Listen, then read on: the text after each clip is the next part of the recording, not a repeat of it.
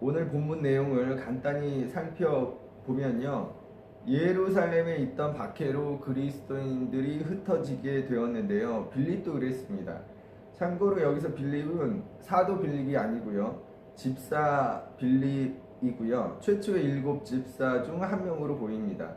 빌립은 사마리아로 가서 복음을 전했고 사람들이 그의 말과 표적, 곧 이적 행위를 보고 믿고 세례를 받고 또 따르게 되었습니다. 마술사 시몬도 그것을 보고 세례를 받은 후 빌립을 따르게 되었고요. 여기까지인데요. 그런데 오늘 본문은 짧지만 그 안에 참 많은 내용이 있더라고요. 먼저 볼 것은 4절 말씀인데 흩어진 사람들이 두루 다니며 복음을 전하게 되었다는 것인데요. 빌립도 그랬고요. 예루살렘 교회에 큰 박해가 있었습니다. 사람들은 그걸 피해 이리저리로 도망가게 됩니다. 그리고 그렇게 뿔뿔이 흩어진 사람들이 그곳에서 복음을 전하게 되고요. 그렇게 복음이 땅끝을 향해 퍼져 나가는 겁니다. 만약 예루살렘 교회에 박해가 있지 않았다면 어땠을까? 아마도 복음은 그렇게 빨리 전파되지 못하지 않았을까 생각해 봅니다. 여기서 우리가 알 수 있는 것은 고난이나 역경이 때론 유익하다는 것이겠죠. 그렇다고 고난이 좋은 것은 아닙니다. 이 말씀을 드리고 싶어요. 우리가 일부러 고난의 길을 자처할 필요는 전혀 없겠지만 그러나 피할 수 없는 고난이나 역경이 어려움이 우리에게 다가왔을 때 그 고통에 아파하고 슬퍼하고 낙심하고 그래서 그냥 주저앉지 말라는 말씀을 드리고 싶어요. 위기가 곧 기회란 말도 있듯이 그 고난에서 우리가 최선을 다할 필요가 있다는 거고요. 그럴 때 오히려 그 위기가 고난이 우리의 기회가 될 수 있다는 말씀 드리고 싶었습니다. 그리고 빌립은요 사마리아에서 복음을 전하게 되는데요.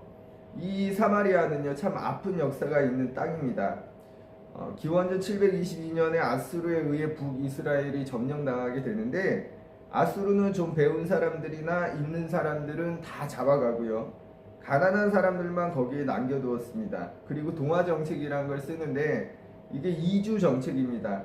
외국인을 거기로 이주시켜서 혼혈을 만드는 정책입니다. 그렇게 피를 섞는 거예요. 혼혈을 통해 그리고 인종을 섞어 놓음으로 고유의 민족성이 사라지게 하는 것이었습니다. 그렇게 북이스라엘에 혼혈이 많이 생겨났고요.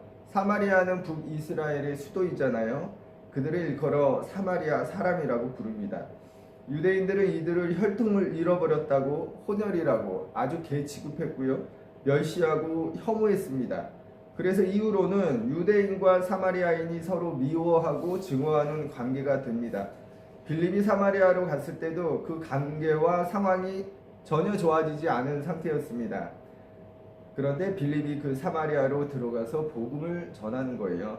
그런데 오늘날 우리는 어떤가요? 우리는 우리와 생각이 다르거나 생활 방식이 다르거나 가치관이 다른 사람들을 어떻게 보고 있습니까? 성소수자도 마찬가지죠. 우리는 일단 선긋기부터 합니다. 그 안으로 들어가려는 게 아니라 들어가지도 나오지도 못하게 벽쌓기부터 합니다. 이미 혐오와 증오심을 갖고 상대를 대합니다. 예수님은 우리 죄를 짊어지시기 위해 우리 안으로, 우리 세상으로 들어오셨는데 우리는 나와 조금만 다르면 일단 선긋고 벽쌓고 그래서 그들 아무도 우리 안으로 들어오지 못하게 하는 거예요. 그리고 우리 알량한 지식으로 정죄하기에 급급하지 않은지 우리가 찬찬히 우리 지난 모습들을 좀 살펴볼 필요가 있겠다 싶습니다. 그리고 7절, 8절 말씀인데요. 복음이 들어가니까 어떻게 된다고 합니까? 많은 사람에게 붙었던 더러운 귀신들이 도망가고요. 중풍병자와 걷지 못하던 사람들이 걷게 되는 나았다고 하는 그런 소식이 전해집니다. 그리고 그 성에 큰 기쁨이 있었다. 이렇게 전하고 있습니다. 이게요. 오늘날 우리의 전국을 찌르는 말씀이 아닌가 싶습니다. 복음이 들어가면 그 땅에, 그 세상에, 그 사회에 이런 일이 벌어져야 한다는 겁니다. 귀신이 떠나가고 중풍병자와 걷지 못하는 사람이 걷게 되는 그리고 거기에 큰 기쁨이 있게 되는 이러한 일들이 벌어져야 하는 겁니다. 그런데 오늘 우리 교회의 현실을 보면요, 세상의 더러운 귀신을 나가게 하는 게 아니라 오히려 불러오는 일들을 해오지 않았는가. 물론 전체 교회는 아니지만 지금도 뻘짓하는 교회들 많은 게 사실입니다. 중풍병자와 같이 움직임이 불편한 사람들을 자유롭게 하고 걷지 못하는 사람을 걷게 하는 그런 일을 하는 게 아니라 오히려 사람들을 올가매고 정죄하고 그러기에 급급한 모습이 많았습니다. 교회가 세상에 큰 기쁨을 가져다 주기는커녕 오히려 큰 충격과 실망만 가져다 주었습니다. 저도 목사지만 우리가 반성할 것은 분명하게 해야 한다. 우리가 저질렀던 잘못을 잘못이라고 인정해야 한다고 생각해요. 왜냐하면 자기 잘못을 인정하지 않으면 우리는 회개할 수 없기 때문에요. 제가 이른 아침부터 누워서 제 얼굴에 침 뱉는 말씀을 드렸는데, 여러분, 교회는요, 예수님처럼 억눌린 사람들을 자유롭게 하고 억압된 사람들을 해방하는 일을 하는 거예요. 그게 예수의 제자로 부름을 받은 사람들, 다른 말로 교회의 사명 아니겠습니까? 이제부터라도 우리부터라도 예수께서 하셨던 대로 우리도 그렇게 살아가고 그런 일들을 해나가면 좋겠고요. 그런 가치관을 갖고 그런 인식을 갖고 살면 좋겠습니다. 그래서 나라는 교회, 우리라는 교회가 세상에 큰 기쁨을 주는 그런 교회가, 하나님이 바라시는 그런 교회가 되면 좋겠습니다. 그리고 끝으로 이 말씀만 드리려고 하는데요, 시몬이라는 마술사가 나옵니다. 오늘 본문에서는 그가 믿고 세례를 받은 후 빌립을 따라다닌 것까지인데요, 시몬이라는 사람이 왜 빌립을 따르게 되었을까? 왜 믿고 세례까지 받게 되었을까? 생각해 봅니다. 9절에 보면 시몬을 소개하는데요, 시몬이 마술을 부려서 사람들이 놀랐다고 합니다.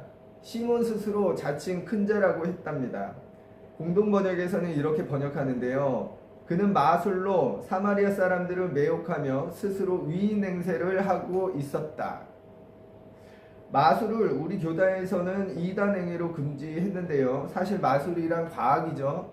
또한 눈속임이기도 합니다. 그러니까 시몬이 어떻게 사람들을 사로잡았다라는 겁니까? 현혹했다라는 겁니까?